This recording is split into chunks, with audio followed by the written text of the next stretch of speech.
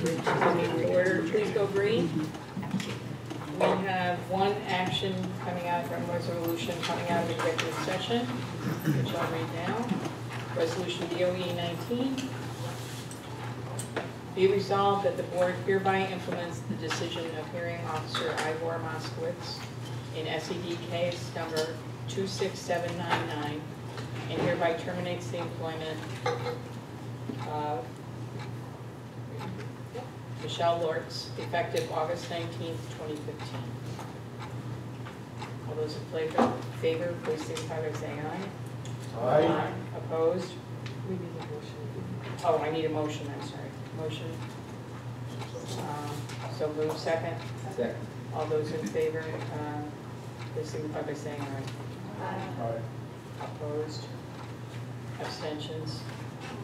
Motion carries. Okay, we have now reached a portion of the agenda where we welcome public participation. Please speak into the microphone so everybody at home watching can hear you clearly. And you're limited to 2 minutes. Mr. Perner will let you know when you're approaching the 2 minutes. It's not a conversation.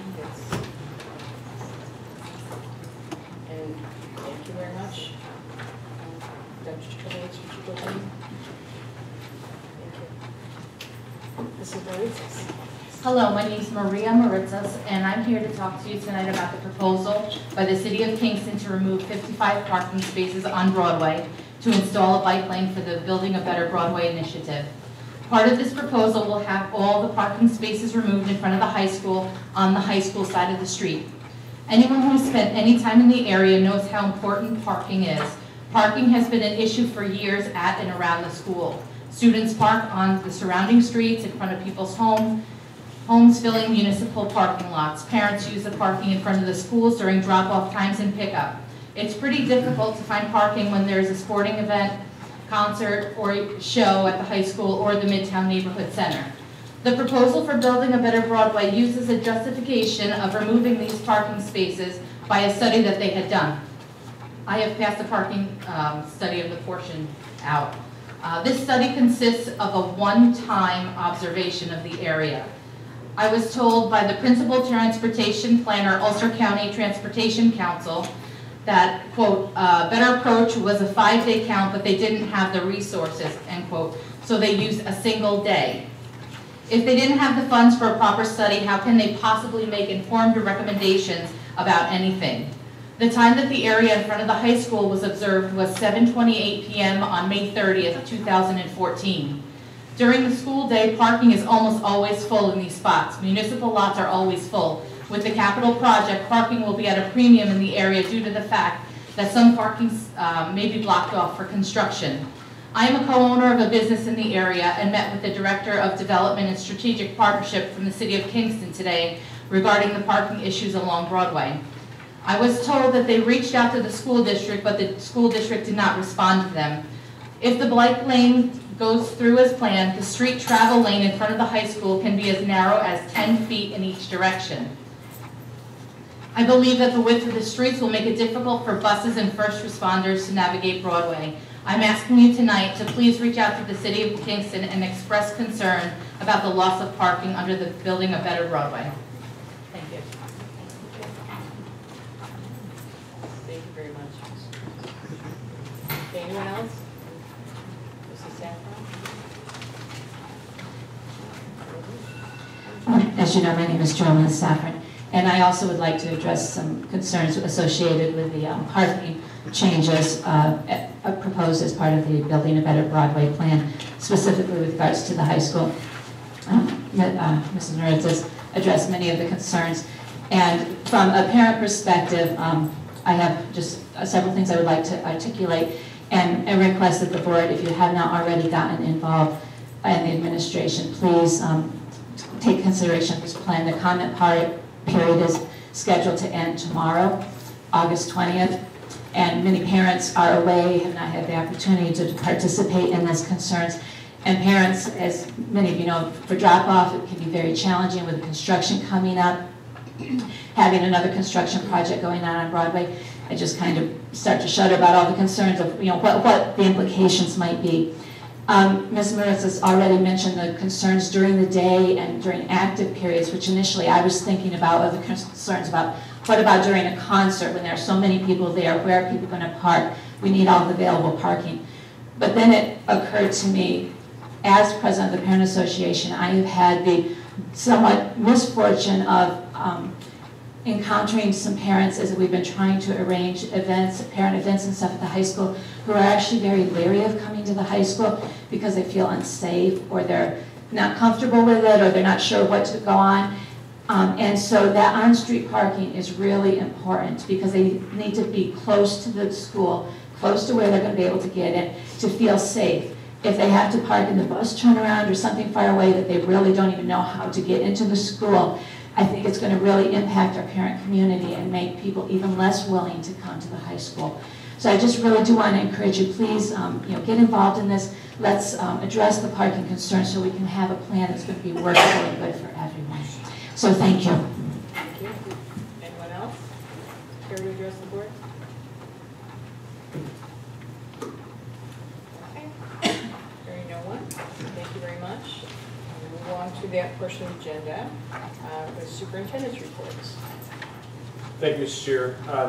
I'm going to go a little bit out of order, and I have a few different things than are on the actual first agenda. I'm going to start with the Mahar update. I know that we had talked at the last meeting, and I said we would be ready to make a presentation to the board tonight. Obviously, we're not. We do have 2 plans in front of us that we're looking at, and we really are looking to put numbers to those plans. So the CSR, which was working on this proposal, is going to working on putting numbers, which we would also like to vet through our construction management team at BBL before I come to the board and really give you that in detail.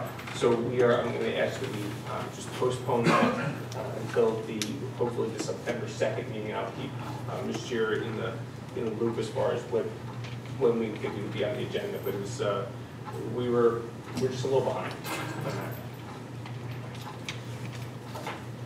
Second thing we have on the agenda is the superintendent's goals for 2015-16, which you have a draft in front of you. Really, it's just there for your information and any questions you might have before we finalize them. It's not in your package. It's not mine. And just to kind of follow up with the email that I sent out earlier this week, these goals were developed using our district leadership team and our DSIP goals, also using the state review of the district leadership that was done back in the spring.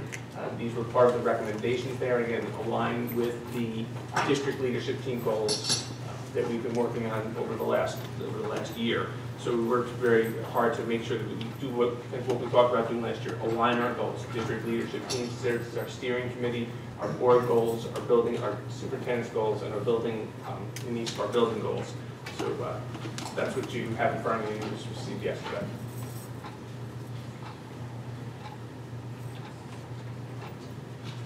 You also notice there are months, deadlines in each of the goals, and there's also set dates on board meetings where I'll be reporting out to the board on those goals. I have extra draft copies if anyone needs them.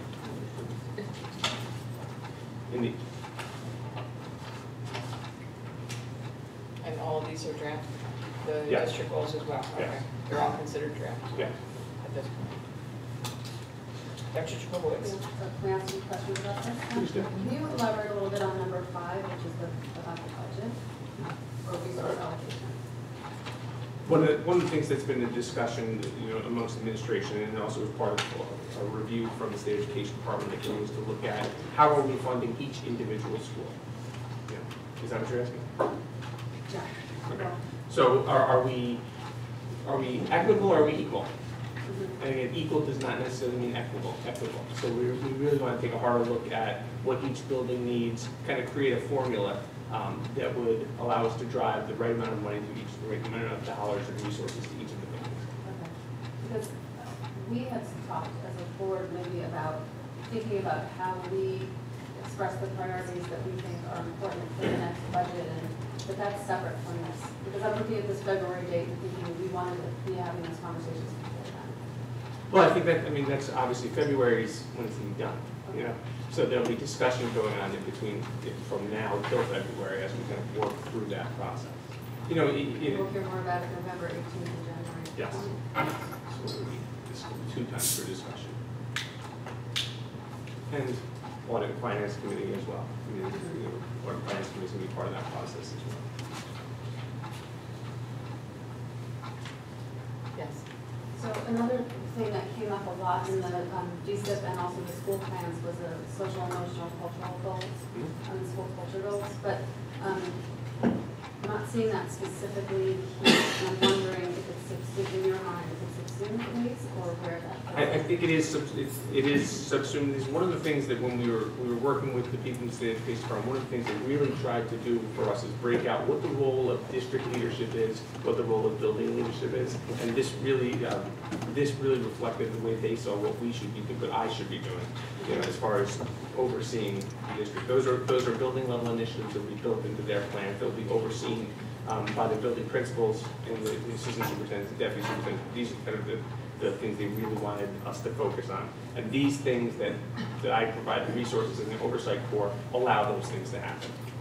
Does that make sense? It does, but part of the reason I ask is because in the DSIP it talks about how the board will be approving a social emotional plan, cultural plan. So that seemed interesting to me that there was administration, that there was a missing step. Yeah, if you look at the way that the DTSDE is set up, this really, you're looking at tenant 1. You know, how the tenants, well, this really is focusing our goals on tenant, my goals really on tenant 1, which is district leadership. And then as you go down the tenants, each of them has their own, you know, area of goals. But you see, as we look at the, which one is it?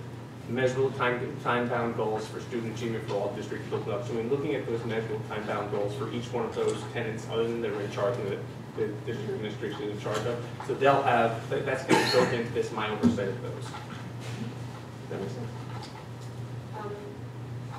Yes, kind of. So what you're, okay, so I understand that the tenants, so the tenants are, so this actually ends up being a pretty overarching goal, and number 4 about student achievement, which then subsumes some of the other activities that are under the other tenants. Okay. Yeah, I mean, this is really district leadership work, and the other tenants, as they're kind of mapped out, fall underneath that.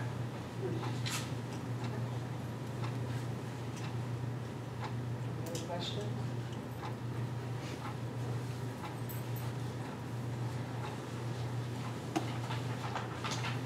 Between now and the second, if anybody thinks of questions, just send me emails or stop in.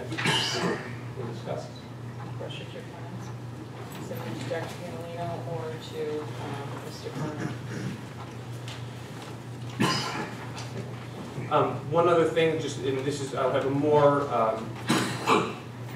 complete report on this on the second, but I do want to let the board know that the deadline for our new policy, our new practice as far as special permissions, the deadline was for us reporting back to parents was this week.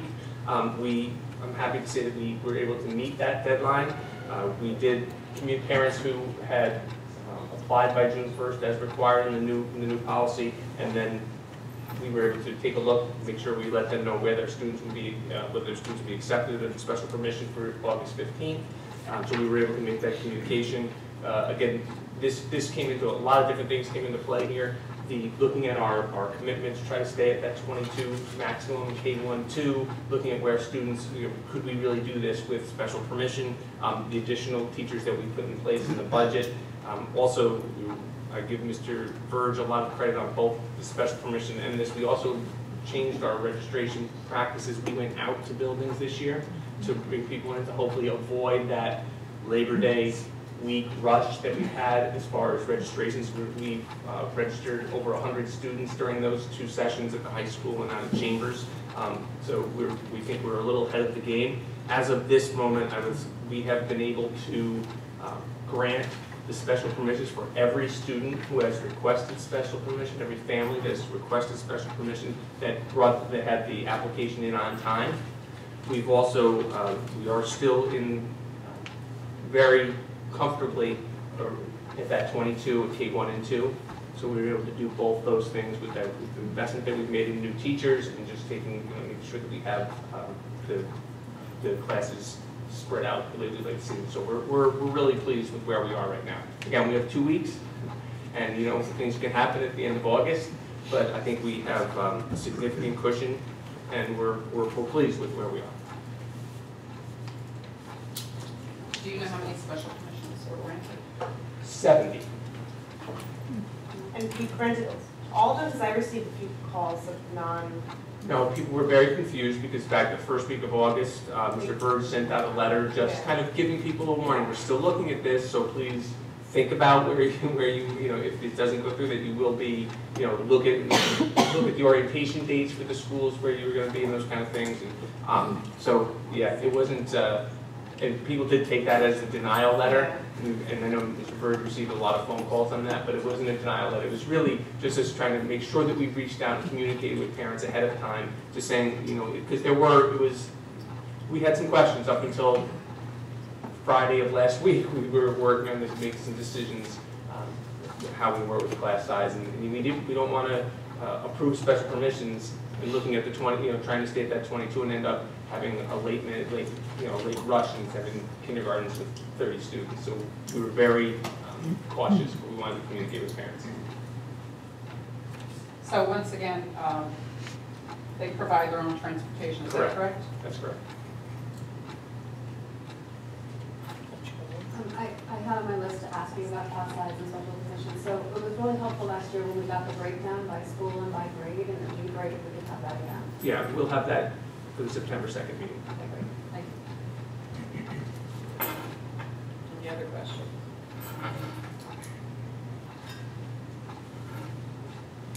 Thank you.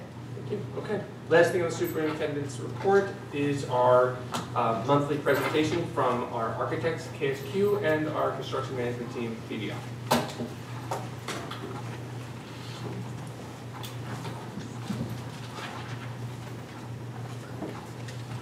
Good evening. Everyone on the board had received as part of your packet the summary reports for both the summer 2015 project as well as the high school updates. Quickly for the 2015 summer project, all work is underway. We anticipate having all work completed prior to the opening, prior to actually the orientation days by the end of next week. Outside of some of the more complex work in the boiler rooms. So I know that I spoke to the principal at GW today, and we assured her that everything will be ready. We've turned over the second floor classrooms to them last week for refurnishing and getting set up. We'll turn over the first floor this week and the lower level early next week. The stairs on the outside of GW will be complete as well by mid next week, including the handrails and capping stones, etc. At Chambers, we're finishing up some of the ADA bathrooms in the nurse's office. That is also scheduled to be completed by mid next week. And again, the work for the boiler rooms in Miller and Meyer is still scheduled to be completed by September 8th. The boiler room work at GW is anticipated to be completed with punch list as well about a week after that. All of the work within the boiler rooms will have no effect on the classroom or opening classes or the start of school. For the Second Century project. Oh, yes. GW, will there be hot water in the building during class? There will be, at the first day of school, it's scheduled to be completed by 9/8, the boiler functioning, and all of the brand new unit vents and everything throughout the entire school would be functioning. Hot water, everything exists. Oh, yes. The bathroom, hot water in the bathroom? Yes. Yeah. Why the start Oil of hot school? water heater that we have in there right now is not, the new hot water heaters are all set. Yes. Yeah. We're having a question about the oil hot water heater that is being installed, which isn't part of the hot water throughout the building. No. We're talking about George Washington? Yes.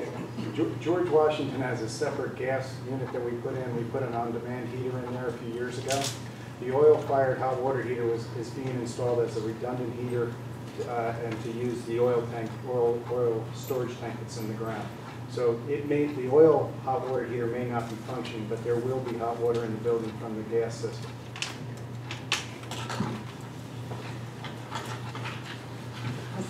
The high school project.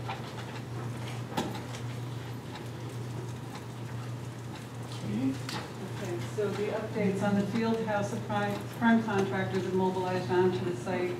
Posting of the abatement is all complete. The abatement in the field house itself is scheduled to be complete by September 2nd. They're currently getting their engineered stairs for the temporary egress from the gymnasium down to Andrew Street is being submitted and finalized. And the demolition of the south end of the structure is scheduled to start next week. The roofers have to come in and do the abatement around August 25th through 27th, and then once the roof is abated, the back addition can start to come down. You'll notice on the pictures, they've already removed the canopies and the blacktop along there. They've removed the canopies along the back of the school as it is, and have started to do some excavation where the new addition will be going. Show you some other pictures. We'll want to do this. A 3-week look-ahead schedule will give you an idea of where we're going next. And basically, this only does bring us down to the point of demolition of the south addition that's there now, and the temporary partitions and the to separate the gymnasium from where the new addition will be going.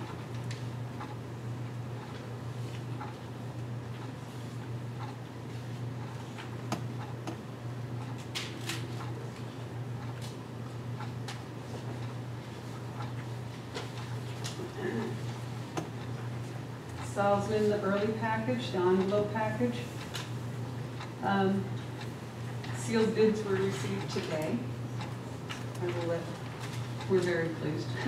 So we did receive all of our bids today, and we are still, they're still all under review. We're still discussing all of the low bids with the contractors, both low and second low bidders, and vetting each contractor, going through their scopes or their schedule of values, and just make sure that everything is included, and that will be brought to the board recommendations for September 2nd.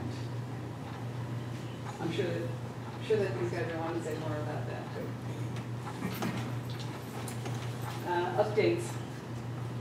Boiler room abatement project. The abatement in the boiler room itself is complete.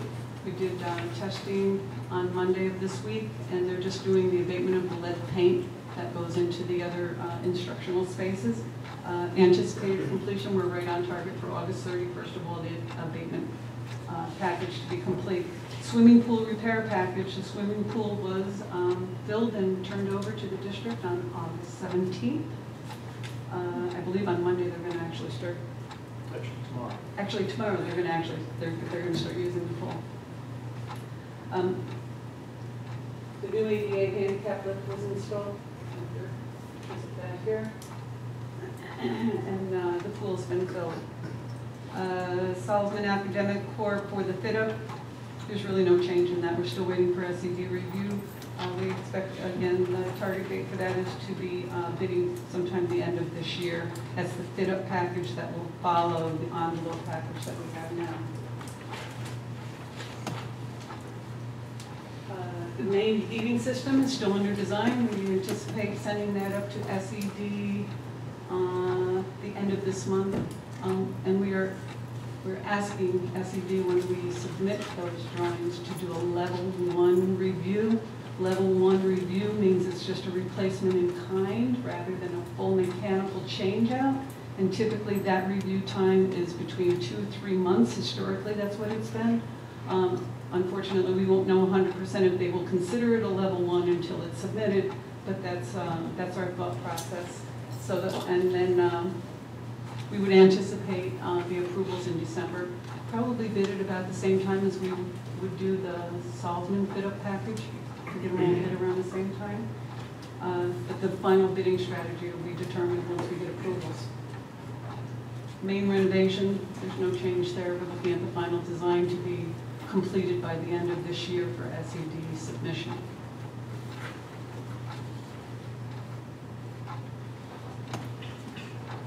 Couple of pictures. The top picture there just shows the new access road that comes in off of Andrew Street to the athletic field.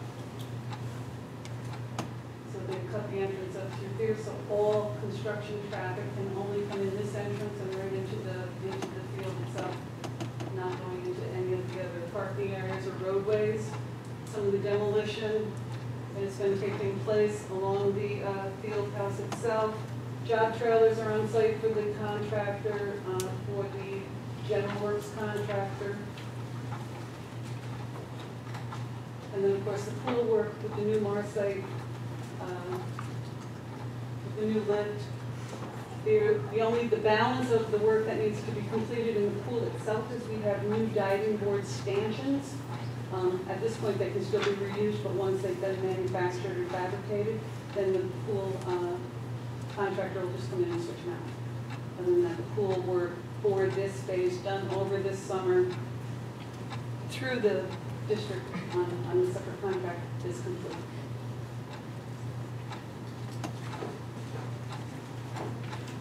Anybody want to comment on the bids that we got that we have today? Or? You did a good job. What's that? Question. Ms. Lau. I have a question. The Andrew Street entrance, is that opposite the bus turnaround?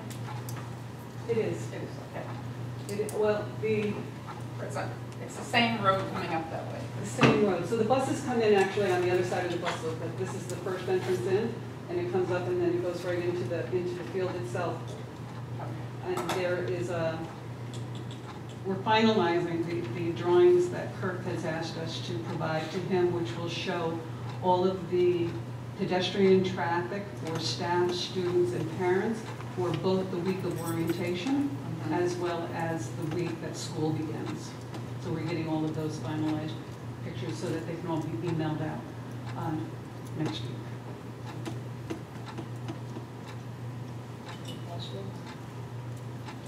I feel like every time you get up there, I learn a lot about this process. So I have a question actually that's really, because I'm just curious about how these things work. So there's an explanation in our packet about the early foundation framing site work envelope and agenda that were created in delays because of that. And I'm just curious about that.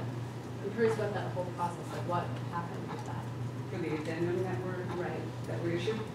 Well, basically the process is we put out a set of drawings that are approved by SED and have been modified and we put the front end together and everything. So then that is what is sent out for bid. Contractors pick that up. Every contractor is going to look through them and depending on their focus, they're going to have questions on the drawing. Whether it's a scope clarification, whether it's, I see this, but I'm not really sure if this is exactly what you mean, or, and sometimes there's some other items where maybe details have to be clarified, et cetera. As we get those, and there is a process within the bidding that's for request for clarifications, contractors have to write those into us. We respond, ASQ responds as a collaborative effort. And the addendums, if a contractor asks a question, the addendum that goes out has to respond to those questions. Okay, so that's why there were so many on this package, on this one, because there were how many? There were 6. 6. A couple of those were change of bid dates and some pretty simple information. And some of those were rather large addendums that ended up going out. And again, it varies depending on the number of questions received, which you can think of 2 ways. One, wow, we're getting a lot of questions on this. Or 2, contractors are really looking very, very closely at these drawings, which is a wonderful thing. Let's get all of these questions answered pre-bid. It's all matter of record now. They've already been responded to, so it can't come up after the fact and hold everything up after the job is actually starting. So that's basically the whole idea of practice. And sometimes the question might be, where can I find a product or material? And ourselves and architect might point to it's in this specification, so it's in the bid documents. That question didn't get answered because they submitted it in the morning of, it's still within the project. We try to make it as formative as we can, so they can put bid numbers together. We try and gauge a timeline of where this cut off before you set out a deadline, so I think there's enough time to process. Ron was right. The more they look at it, the more good questions they have. Sometimes it's just pointing to the documents where to find the answer.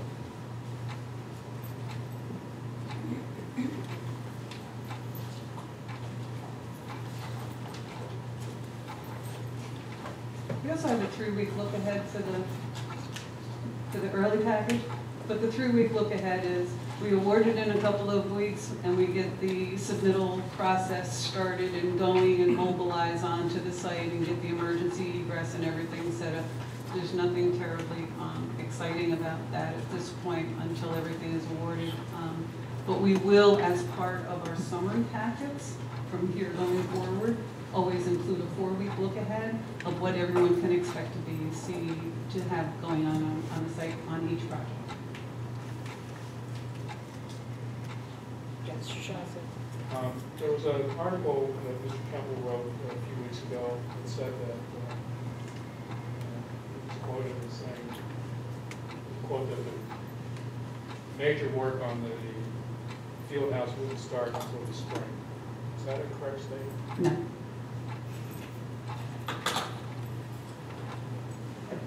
The work on the field house has already started with the demolition. The work will be completed in August of next summer for the field house. For the primary phase, which is the entire addition fitness center that is going up.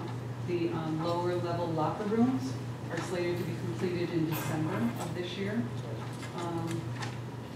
So the majority of the work is starting now and will be continuous through the year. So there will be major work. Major work has started and will continue right now, right through the Right fall. through the summer until we're done. Yes. I'm not questioning Mr.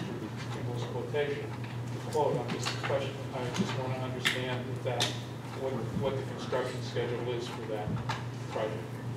We'll be starting foundations, I believe, before the end of September. And that's a major activity, starting the addition goal. Can you explain to the board, once the bids are awarded for the Salzman envelope, how soon will the mobilization begin? How soon will the work begin on that? The foundation and the steel? I would anticipate the mobilization onto site approximately 2 weeks after award, which means that contractors will be starting to bring their materials and their trailers and getting set up. And again, I think I mentioned this last month as well, all of the temporary secured areas as far as fencing, et cetera, and the egress roads is in the field house package. So those are already in place. There's some additional fencing and egress that has to be done part of the early envelope package as well. I don't expect there to be enough for everyone to go, wow, this is a big construction site, until closer to the end of September. But there is a submittal process, so every piece of material, every piece of steel, every piece of concrete, every brick, whatever they're doing, they have to first submit on all of their materials, and it has to go through the process through to KSQ, to the engineers, and it has to be approved before any of that can even come on site. We have to do shop drawings. The shop drawings have to be reviewed and approved before any steel can come up. Windows, submittals, every type of window, et cetera, has to be approved before it can come on site. So the submittal process itself, we have a critical submittal process that's due within 2 or 3 weeks after the bid is awarded, and then the balance will go through. So towards the end of September, I know, towards the end of September, you'll really see things happening, but shortly after it's awarded, you'll start to see contractors come on site at least to get set and get started. And then visually for the addition, probably around, I'm gonna guess here off the top of my head, correct, around the December timeframe, you start seeing pieces of steel arrive on site. And that's when you'll start seeing the shape of the building. Usually a 3 to 4 month timeframe on the magnitude of this job to detail it, sort of ordered and start setting up. So beforehand, the site utilities, concrete foundation, that will be taking place. But usually you get the wow when you start seeing the steel go up. I know there was $18,000 savings on the pool work. Where did that come from? Change order? We negotiated some changes with the pool, and honestly, I don't have the total list here. Some of the things that the pool company would make concessions for were items, if we no longer had liquidated damages as part of their contract, they gave us back, I think it was $5,000. If we could have them submit a payment application every 2 weeks instead of once a month, they gave us back a couple of $1,000s. And after the after the bid was received and we discussed these items with the contractor, it came up to be 18,000. I don't have the exact number, I'm sorry. Yes, 18,000. Since then, with the pool altogether in your next packet, you'll get the final because we can close them out at this point. We did have one allowance authorization that was approved to change T in the mechanical system for $1,500. That $1,500 came out of their $5,000 allowance. And they're also giving us an additional $2,000 credit for some work that was not needed, details to follow. So we will be getting a deduct change order written to them again for the balance of their allowance on top of that to come back. So the total cost will be $3,500 less than the contract amount shown right now with the first change order. Okay. Save money. Save money, it's a good thing. Try to get the money back. Mr. Shaughnessy, you had a question?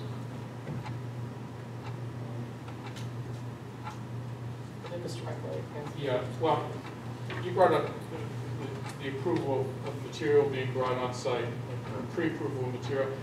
And one of the problems that Ulster County had when it was building its jail was they brought in windows that were, didn't fit or something like that. This will help ensure that that sort of mistake doesn't happen with this project. Measurements and coordination is a site issue as well, but yes.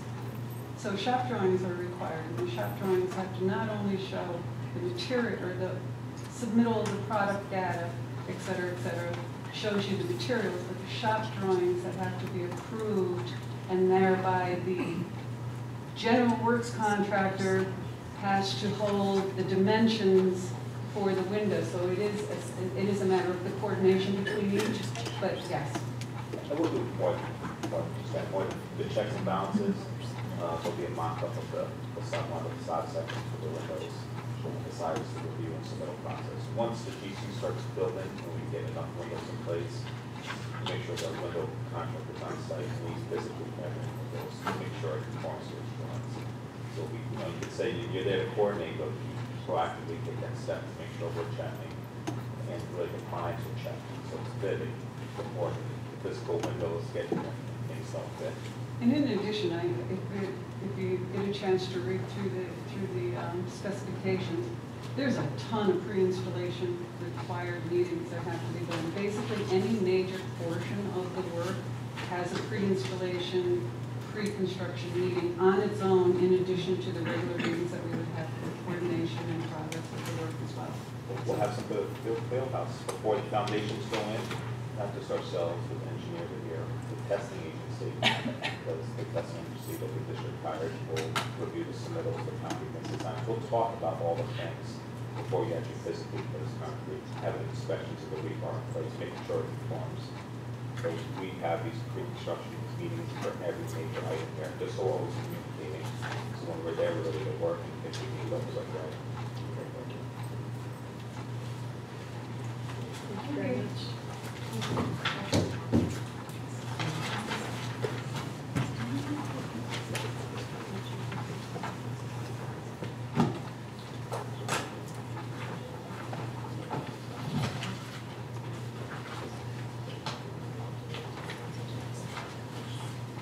Thank you very much.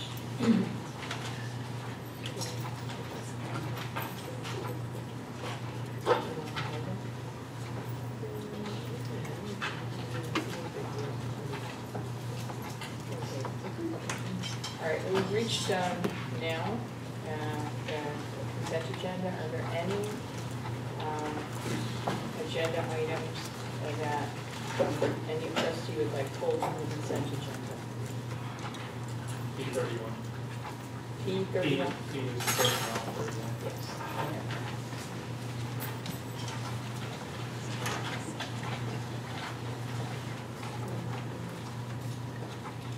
BOE 12 and BOE 13.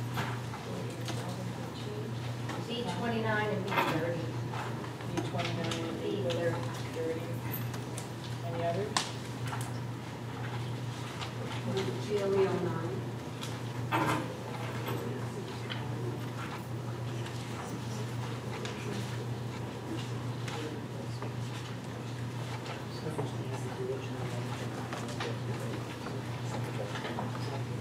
Any others? Any others you'd like to? Okay. I'll entertain a motion to accept the consent agenda minus C31, BOE 12 and 13, B29 and 30, and BOE 09. So moved. Second. Okay, any discussion? All right, hearing none? May. As we have a few things pulled from the agenda, but I do notice we have, as I said to the board earlier, it's been an exciting summer. We've had, the first time really since I've been here, we've had the opportunity to make some new hires, which we've all just approved through the consent agenda.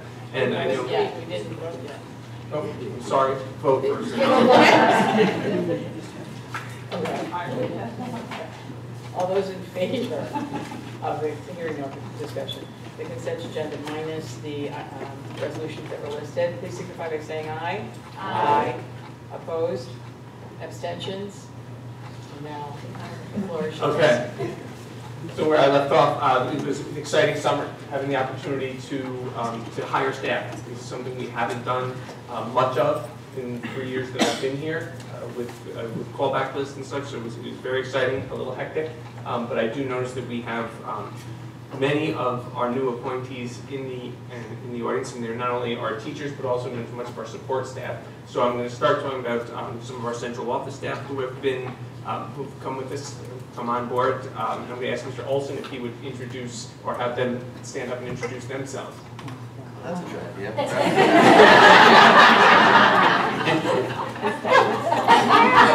Exceptional idea, Mr. Superintendent. Maybe you could stand up and introduce yourselves. Pat and Joanne and Melanie. Hi. Joanne Raposa. Hi, Melanie Taylor. I'm Patty Wolf. I work in the transportation department.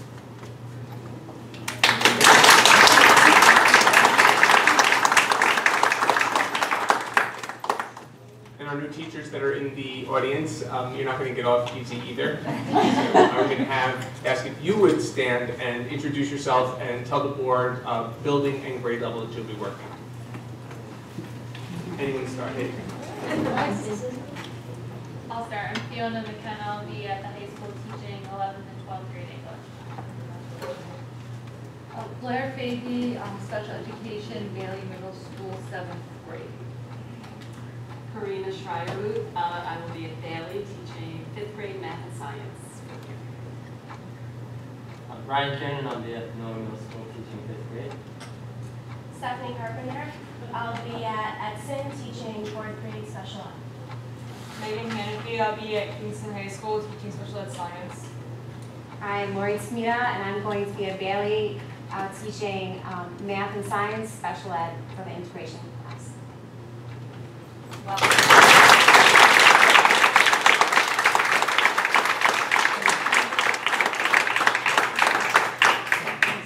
So before we I just want to welcome all our new our faculty and staff. We appreciate that you've accepted the challenge. We have high expectations of you. I think I've met all of you and interviewed most of you, so I think we've already had conversations about expectations. So we're happy to see you here tonight and can't wait to get you into the buildings in September. On behalf of the board, I'd like to welcome you. It's going to be wonderful here. And I can tell Mr. Curran is a gentleman. He helped me into the building. So, good first impression. Congratulations. I'll entertain a motion to accept P31. Okay, discussion.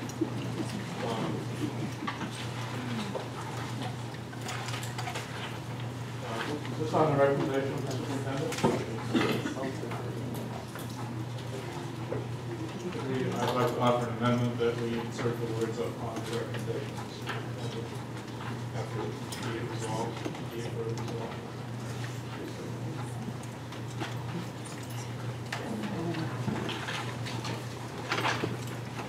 Okay, where do you want to Be resolved upon, yeah, after Board of Education, okay, by the recommendation. be resolved upon the recommendation of the superintendent that the following, and then be it further resolved upon the recommendation of the superintendent.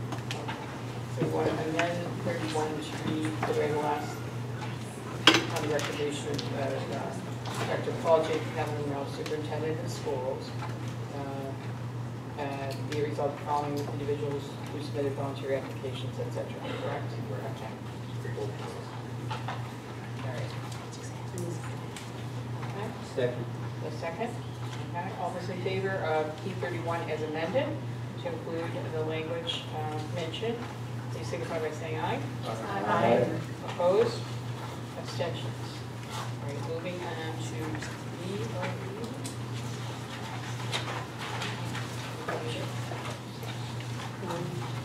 The next one is BOE 9.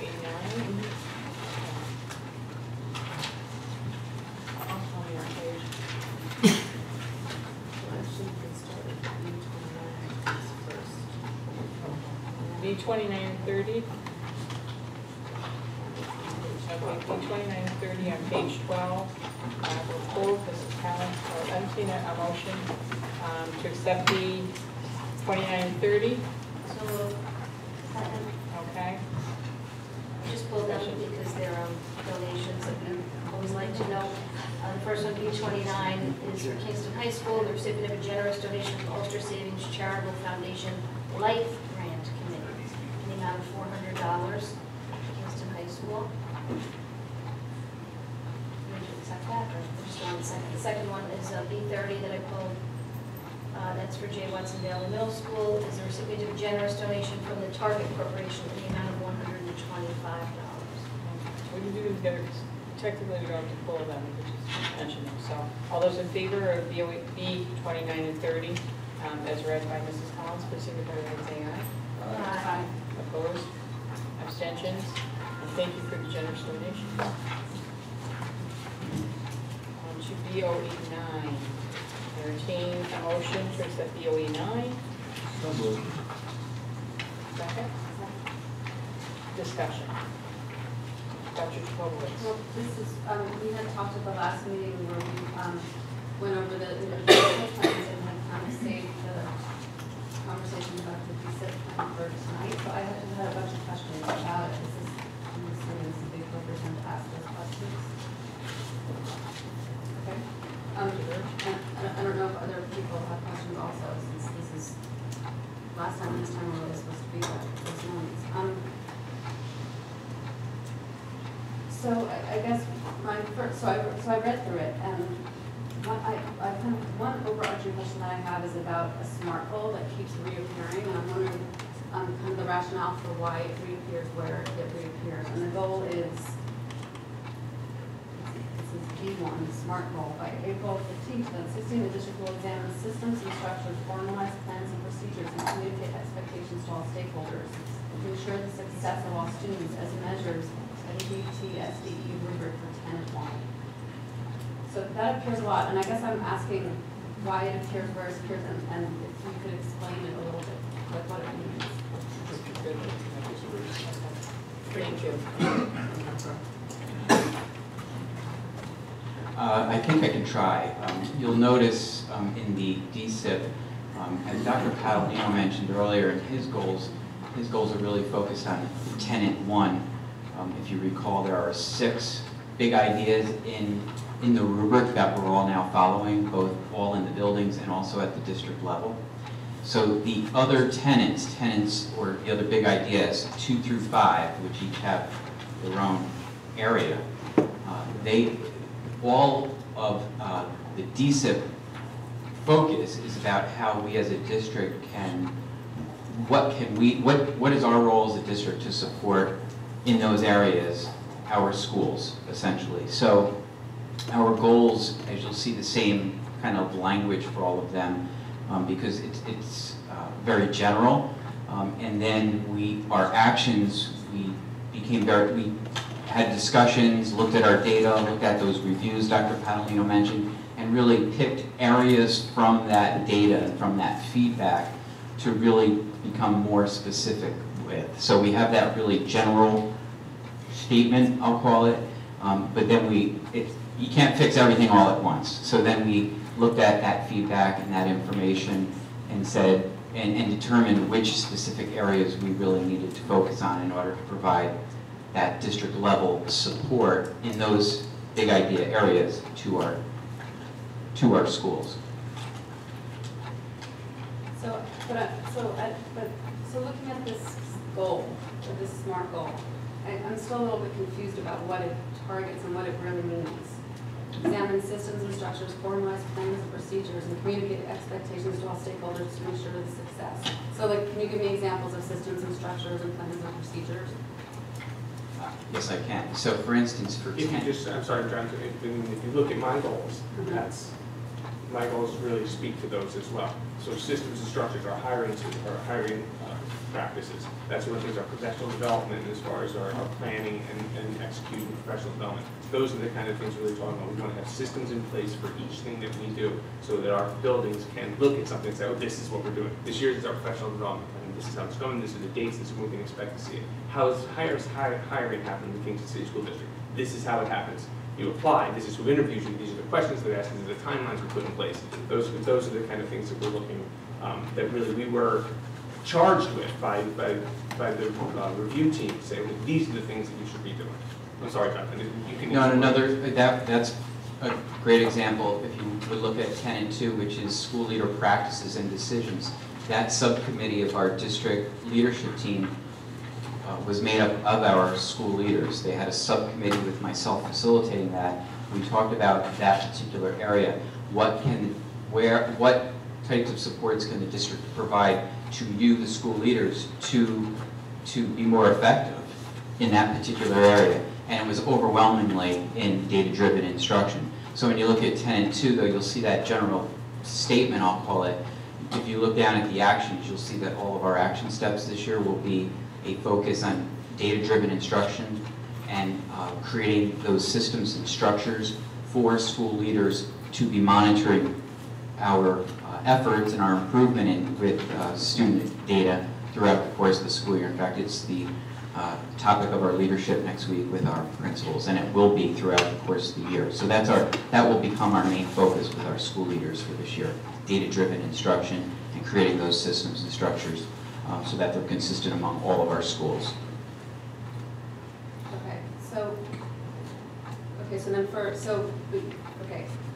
Thank you. I appreciate that explanation. So it appears again on this under district leadership and capacity under the district leadership has a comprehensive and explicit theory of action about school culture that communicates high expectations for addressing the needs of all constituents.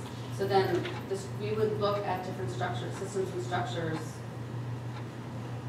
that would get us to this theory of action?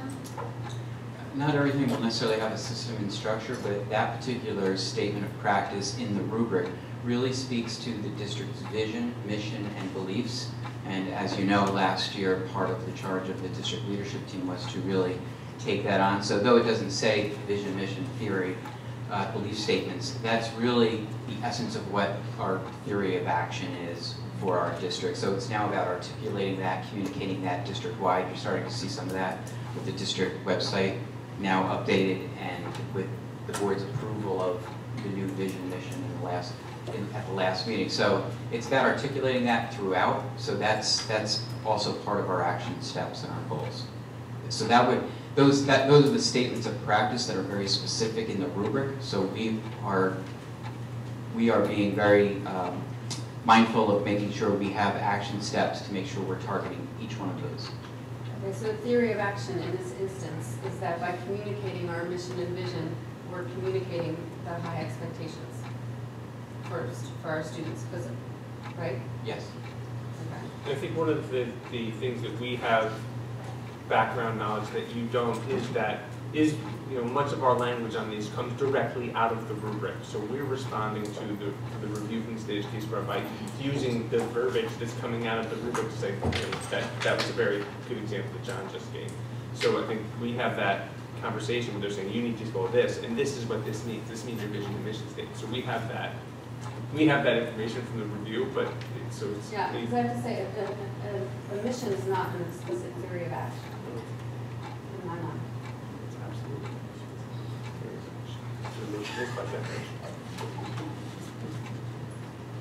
If I could also just add, I think it's important, I'm proud, I think, to share this with the board, that the development of this improvement plans has so much become more than just an exercise. That, years ago, that's kind of what it was, just do it, put it in place. Over the last year, we have really institutionalized a system that has made this come to life. And it started last year. I think we're almost full circle with it. And that process is when we receive those review and that feedback from whether it's the state-led review or a district-led review, we take that information. It was done in January and February. We provide it back to our buildings in March. They look at that information, they analyze it, they share that feedback with their staff. We carved out time, district time, for our buildings and staff to begin to talk about that, to plan. And from March through June is when the building teams reconvened. They talked about it. There were over 100 staff members directly involved with the creation of these plans, so that by the end of June they were able to submit them. So we have them here to meet the state's timeline of July 31st to submit them. So we have them in time. We've been looking at them, the assistant superintendents. We've been providing some revisions, some feedback information back to the buildings. And our assistant superintendents have met individually with each principal and have made a lot of good suggestions and provided a lot of strong feedback. The reality is we have to meet that state line by July 31st, but these things continue to evolve. They're never set in stone, this is it. We do know what our main actions are, and we are ready to begin in September, but when our schools open up again, we will communicate these plans out with our staff through our building leaders. And it's not only about the written plan, what you see in front of you, but it's also about how we convert this into the actions. So the rubric, the plans, the language, that can be very confusing, so I apologize for that. We have made sure that has become part of our professional development, that our staff is fully aware of that. So you're starting to now see things on paper, though it might not be all that clear to you, but these are really the actions and the steps that we're taking to lead us to our continuous improvement. And we plan to follow a similar cycle this year so that it's ongoing. We really never get there, but our quest is to continue to improve and to continue to determine what success is, to define that. We know what that is. Increase graduation rates, improved attendance, improved student achievement, all of those things. So that continues to be really what drives everything. I also wanted to mention that we were also required as a set aside for the 10 and 6, which is parent engagement. We're required to have a percentage of our funding allocated towards that. It's at 1%, so about $16,000 is allocated specifically for parent engagement initiatives. And also for improvement, we are required to have 9% of our title federal funding set aside, which is $175,000. So that those are very specific funding amounts that are allocated, working with the business office, working with the assistant superintendents and the school leaders to make sure those funds are appropriately provided to our buildings and for district improvement efforts.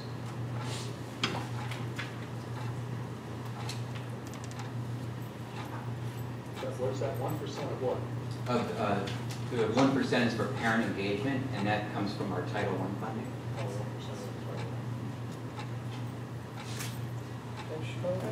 So you talked a little bit about tenant 2, and district works collaborate with school to provide opportunities and sports for school leaders to create, develop, and nurture a school environment that is responsive to the needs of the entire community.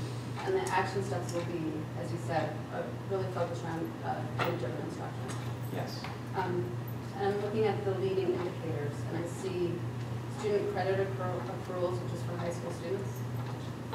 Right? Yeah, they also provide us with leading indicators, the template, the form that they like us to choose from.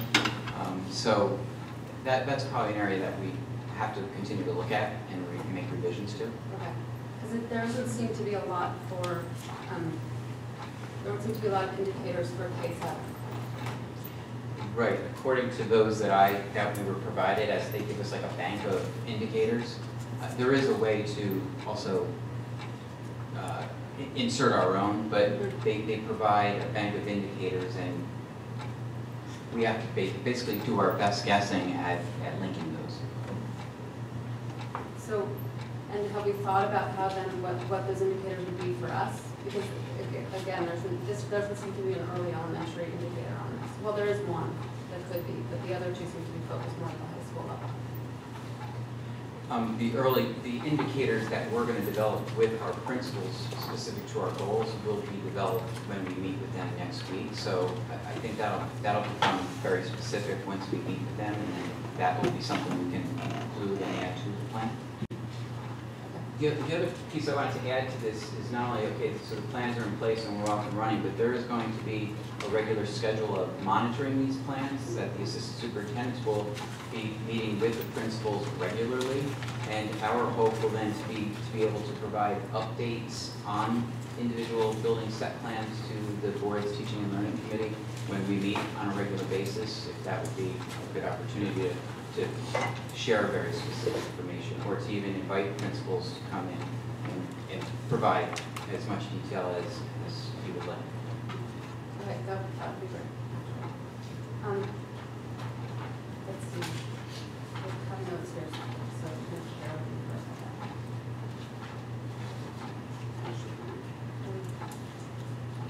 Talk about SOP 4.1. Instructional support systems, a coaching lead teacher model.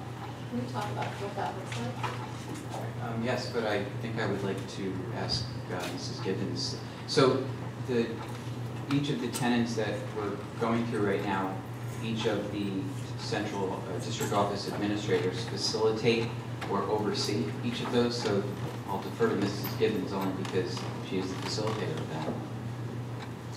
One thing we discovered over our past few years of the coaching model is that the coaches were spending a lot of time doing the same thing in many different places, and it was not it was wonderful the kinds of things that they were able to do with teachers, but there was a lot of repetition and not necessarily the most effective use of time. So the coaching model that we're proposing for this year really involves coaches working with a paired teacher, doing videos on different topics that we may need, close reading lessons, guided reading, math, manipulatives, whatever the topic may be. The coaches and their paired teacher will be doing videos that all the teachers throughout the district then would have access to. We're even trying to get access to the parents so they could really understand some of the instructional strategies, and they could really cause a greater understanding of the Common Core. So it really is just a more effective use of the best practices that we already know and things that we need to target for our teachers.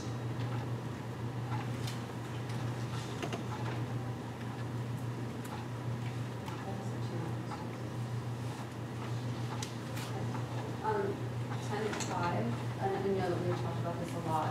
This is a social, emotional developmental health. It says a needs statement, the creation of a district framework which is supported by the Board of Education, which provides opportunities and resources that positively support students' social and emotional developmental health. And I see down in the action plan that it kind of talks about, well, a little bit about a process. School district officials will collaborate with school leaders, district leadership team, and community organizations to develop a district-wide student-focused positive behavior initiative directed towards specific aspects of positive school climate in every school. I'm just wondering what you're imagining this process will look like. This process of creating this plan, who it includes, and how school-based is it as opposed to district-wide is it, and what the balance is in those. So we've already, I mean, it really is going to start with our building administrators, our school leaders, in terms of having those conversations. And we've had three meetings with them already that include some training on this. So we have a full schedule for the entire year. It's very detailed, month by month. It talks about starting with school leadership. Each school leadership is then going to build their own teams within their buildings. And they will come together also for a training.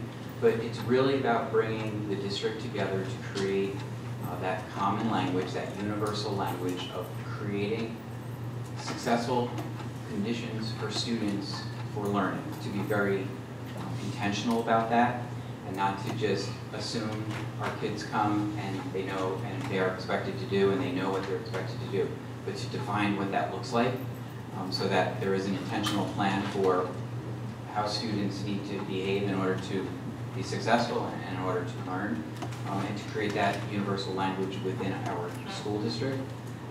I think it exists, but I think it's a process of bringing groups and teams together to create that language and to involve research-based strategies for expectations and for dealing with students who might have challenges with behavior. We so much want to make sure we're using data.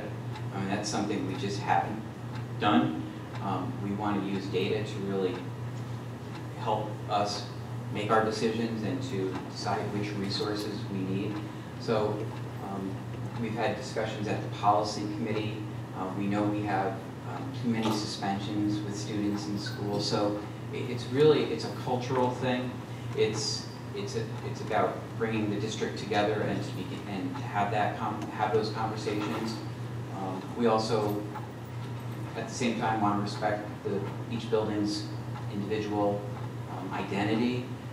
However, we're a big operation and we're a big system, and we need to create that language and have those measures and that information established. The first meeting with the principals, they felt it was one of the best conversations they've had in a long time in terms of facilitation of it, the direction we were moving in, and it was very well received. The second meeting first meeting involved everyone. The second meeting was mostly elementary principals. Our third meeting was our secondary principals. And then we have, like I said, a full monthly detailed schedule of how this will roll out. It's not something that's going to happen overnight. It's a process and it's a conversation. So I think the same thing. I think it's like I said earlier, I think that there will be opportunities for us to provide regular updates to the board, to teaching and learning committee, to the policy committee, because there's similar conversations going on at that level as well. Okay, and the board can expect some kind of framework for our approval in April? That's what it sounds like. Right, so we put together not only our detailed schedule or our action plans, but we're also having draft form right now what we call a plan, that, again, we want to continue to work this through the teams. I think the proposal or for board approval, whether it's formal or not, that could be further discussed, but it's going to, it should impact code of conduct and other policies perhaps. So I think how it impacts other policies will require, presentation and certainly action by the board for approval. Right, I can understand how that, we might not have to approve something like that, but it says with the support of the board, so at least we have to understand what it is. And it sounds like it does have, would have impact on other things.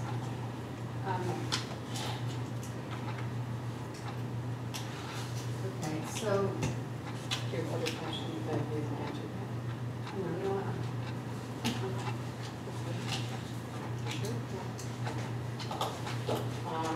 All right, then I'll entertain a motion, and, well, this was discussion. All those in favor of accepting BOE 9, please signify by saying aye. Aye. Opposed? Abstentions? Motion carries. And then to BOE 12, entertain a motion to accept BOE 12. So moved. Second. Okay, discussion. BOE 12? Yes, I pulled BOE 12, but I think BOE 12 and BOE 13 could go together. To move together? Yes. Okay, anybody object to moving BOE 12 and 13 together? All right, so we're now moving BOE 12 and 13 together and discussing them together. Okay, this is about the deputy superintendents and the assistant superintendents getting raised. My feeling is they accepted the new position either last year or the year before. They got a raise then. We're still waiting for ESP, the lowest paid people in the district, ESP and CSEA, to get a contract. They haven't had a raise in years. Teachers just finally got a contract. So I'm really against this at this time until everybody gets a contract.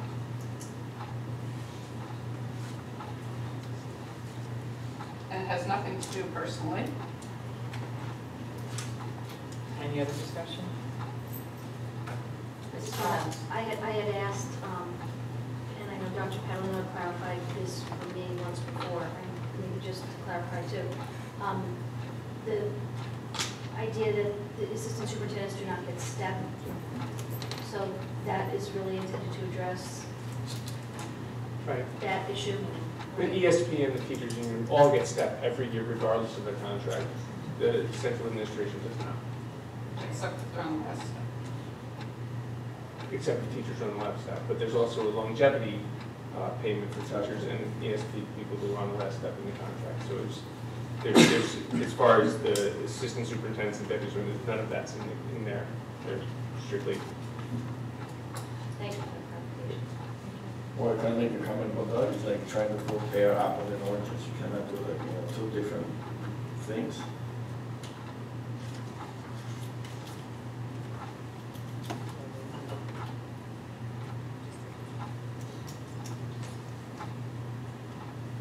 Any other discussion? All those in favor of BOE 12 and 13, please signify by saying aye. Aye. Opposed? Abstention? Okay. And that concludes the consent agenda. And now we have reached Board of Education. And the board goals, we've discussed the superintendent's goals, the district goals in draft form. The board goals will be drafted on Friday. And Mr. Shaughnessy, Dr. Scribowitz, and I will be working on aligning them. We have NISBA guidance that strongly urges alignment. We've been doing that for the last 2 years, aligning the board goals with the superintendent district goals. We will continue to do that. And so we should have a document ready for September 2nd. And we'll get it out in the packet ahead of time. So if any of the trustees have questions or comments, they can make them. And I'm going to turn it over to Mr. Shaughnessy with audit and finance. Mr. Shaughnessy? Yes. The audit and the finance committee, actually, I look at two meetings since the last board meeting. Yes. I believe it was on July 28th, we had a meeting, a regular scheduled meeting, and then we had a special meeting last Thursday. Thursday? Okay, I Thursday. think it was Thursday. I don't remember. I don't remember. Too many meetings. These days go by so quickly. Anyway, so at the special meeting, we reviewed the homestead, non-homestead tax shift and the allocation of the fund balance and tax rates, resolving tax rates, and we're going to be bringing those. Well, I guess I could do it out of order. So B31 is the approval of the homestead, non-homestead tax shift. The city of Kingston School District, by virtue of having the city of Kingston having a homestead, non-homestead tax structure, and I believe it's 30% of the parcels within the entire district being within the city of Kingston, allows the school district to have a shift, reallocation of tax from homestead to non-homestead. We've done this for many, many years. This year we have the E31 tax shift will be 11% of the tax, the share of the homestead tax going to the non-homestead parcels. That's the same percentage that we've used for the last several years. So I'd like to move B31. I'll second that. Any discussion? Any further discussion? Of the homestead, non-homestead tax shift, basically the same as it was last year. Yes. I think it's been at least 2 years that it's been that. This will be the third year, I believe, at least the third year that it's 11%. Let's go with. I have a quick question. I know that this was a topic of study last year and a conversation with the city, and I'm just wondering if there's any update on that. As far as I know, there has been no movement on that. That was a study that was commissioned by the city of Kingston and was performed by CREO and funded by the Dyson Corporation. And as far as I know, there hasn't been any movement on that proposal in the last 16 months, I think, since it was finalized. Any other discussion? Okay, all those in favor of B31, the approval of homestead, non-homestead tax shift, please signify by saying aye. Aye. Opposed? Opposed? Abstentions? And followed by B32. The B32 is the 2015-16 tax rates. It's predicated on the allocation of the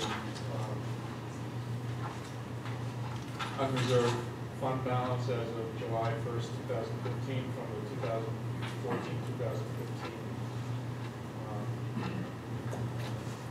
appropriations budget. So we have $13,750,000 approximately in the fund balance.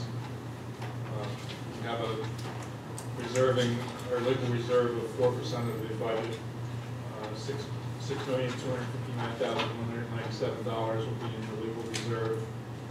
We're applying $1 million to the 2015-2016 budget, $1,454,860.75 to the tax certiorari reserve, $147.98 to the unemployment reserve, $35,814.36 to the reserve for employee retirement contribution, $34.90 to the liability reserve, and $34.89 to the property loss reserve, and $5 million to the capital reserve, which was approved by referendum in May by the voters.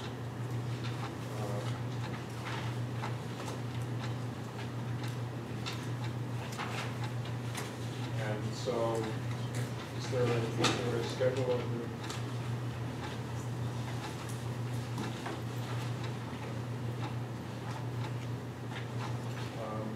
So anyway, that falls out to tax warrants that we'll approve, and we have to sign the tax warrant individually. So I will move B32. Can you second it? Second. Any other discussion? All right, all those in favor? Please give me the number. B32, please signify by saying aye. Aye. Opposed? Abstentions?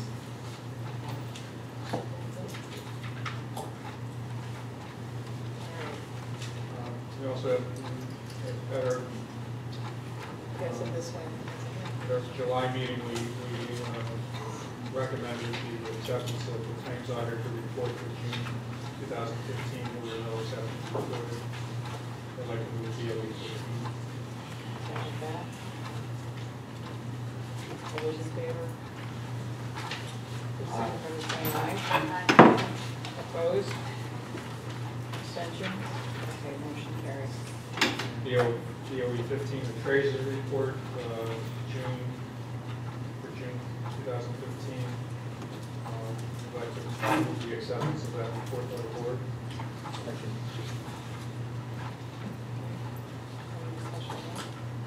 All those in favor, please signify by saying aye. BOE 15, treasury report.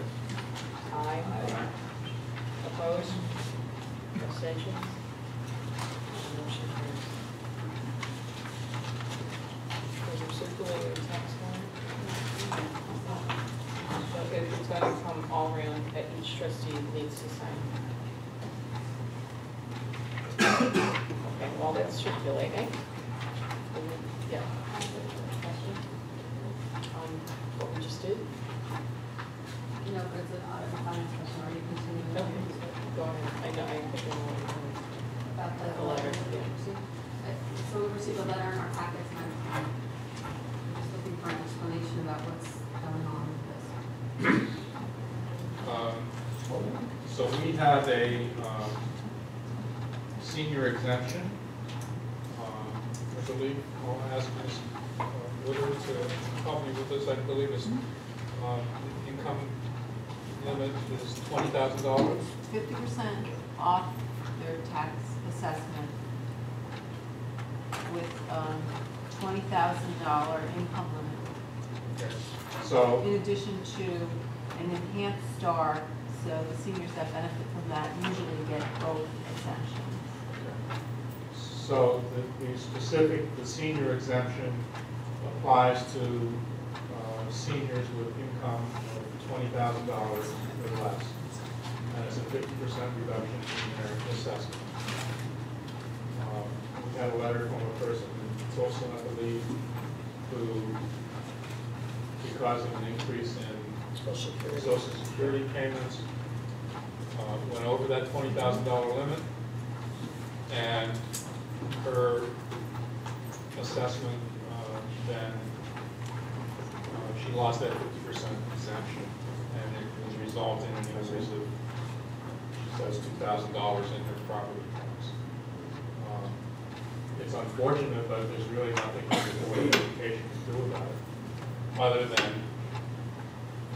adjusting the income limit. But we can't do anything about, on an individual case, where a person moves from below the limit to above the limit. That's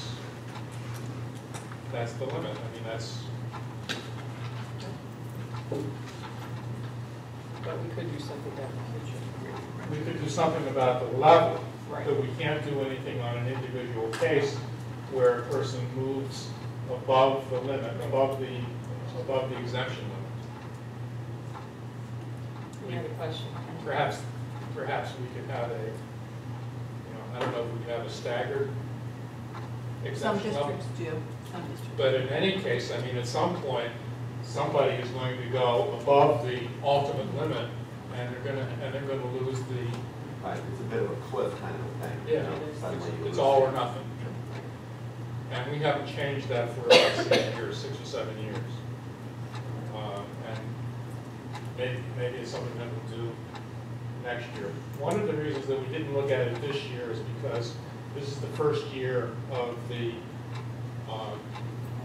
veterans exemption. And when we passed that in, actually that was approved at a non-binding referendum in 2014. And the board approved that for the 2015-2016 budget. This will be the first year that it's in operation. The estimate at that time was that the impact would be about $750,000. And I think it's turned out to be $675,000. So it's a little bit less than what was anticipated. And so we can reconsider that sometime in the winter of 2016. Any of that we would have to do by March 1st because that's when the assessment is closed. So that's something we'll consider later on this year. Anybody have any questions on that? Any explanations? Did that answer your question? All right, old business? And also, we had a meeting scheduled for August 25th, which has been canceled. The next, I'll be away. The next, and we had this special meeting last week, so the next audit finance committee meeting will be in September 22nd, or September 29th. Thank you. Old business. Any trustee have old business they would like to discuss at this time? Just wanted to update on the art room at Bailey. I think we're done. We're done? Mr. Olson? The only thing, one significant thing outstanding, which is that the door, the new egress door to the outside has not arrived yet. So when that arrives, we'll be tearing out the old door, putting the new door in, and then hooking the wall into it. So that's the last item. So the art rooms now, individual separate art rooms, they're not. Yes, the wall's been built, painted, the projector was reset up against one wall on the side. Okay, great. I know that was tough last year. Mr. President? Mr. Franklin? Yes, I want to make a comment about the internal auditor's report we had last month about the staff reporting process. Just want to read something about the comments he made about our special education office and business office staff is very experienced and very knowledgeable of the regulations, all regulations governing special education. So I would say the administration deserves some kudos, and thank you.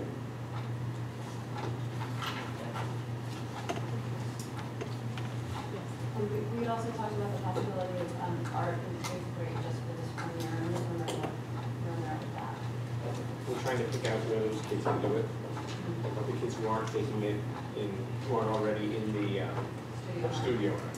So we're trying to get some close to a lot. So we're going to sit through that. Or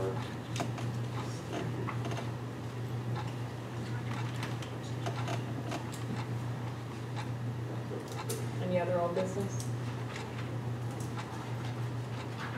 Moving on to new business. Trustee, want to bring up new business?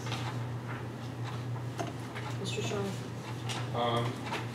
I'd like to offer the following resolution in response to the building a better driveway issues that were brought to our attention during public comment periods.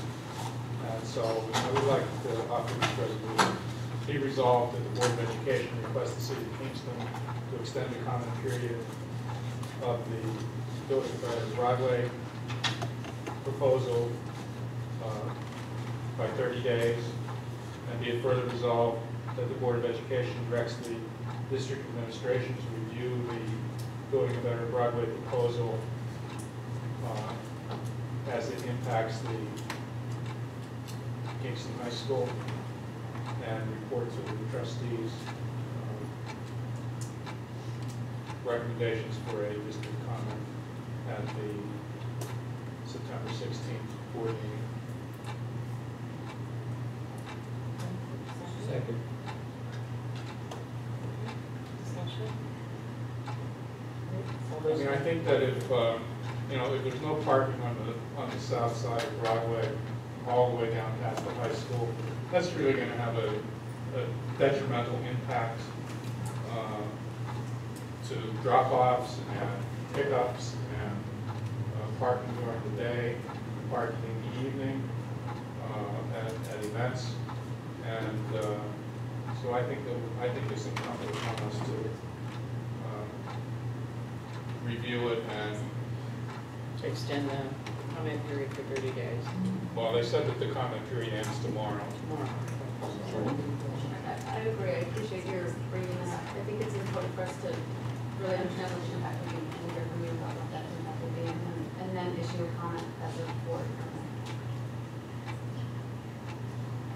Those in favor? Like, in favor? Please signify by saying aye. Aye. Opposed? Abstentions? Yes. Got all that? Make it formal. Thank you very much. I'll connect it by you tomorrow. Okay. And we should send it to the city tomorrow. Yes, absolutely. At the crack of dawn. Any other new business?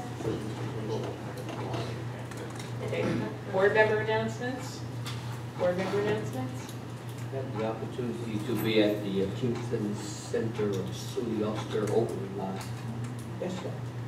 And anyone who was in Sophie Finn before was elementary school, you'll be blown away with what they've done as the community college's tremendous facility. And I do think it'll be the start of something great as we collaborate between our school district and the community college. It's going to be a benefit to our students as well as to the community. I agree. I was also there. Reverend Childs gave a blessing, actually, at yesterday's ribbon cutting ceremony.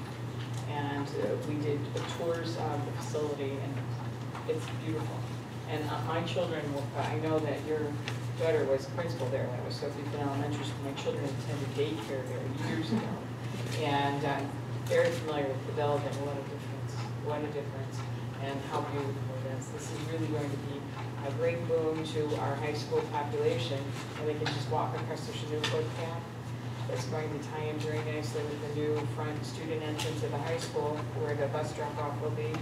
And I just get goosebumps thinking about the kids being able to walk across the campus and go to a college course during the day, you know, instead of the study hall, go to a college course and get credit. And Dr. Roberts, the new president, spoke about his meeting with Dr. Catalino and how he's looking forward very much to building that path to an associate's degree in several programs for our students. So it's a very exciting opportunity for our kids. Any other announcements? Oh, yes, Mr. Shaughnessy. So this is really an announcement, but I'd like to make a comment.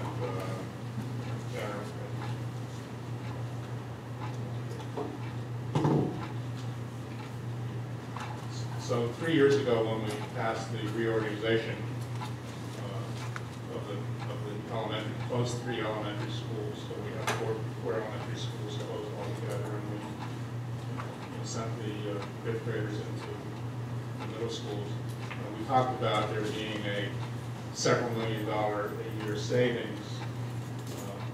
I think it was maybe $6 million a year or something like that. It was substantial savings that were going to result from that. And as we just passed the tax warrants for this coming school year, and we allocated unreserved fund balance, you know, I took a look at it over the last few years to see did those savings, did we really achieve those savings, and if we did, what did we do with that money?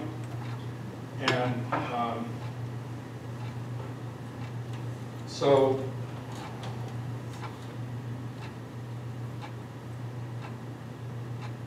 last year we had a 2014, 2015, well, actually, going back to 2013, 2014, we had my printer didn't work very well here, but we had about $3.8 million in fund balance. We allocated $850,000 to the future year. We put $1.7 million into the employee retirement reserve.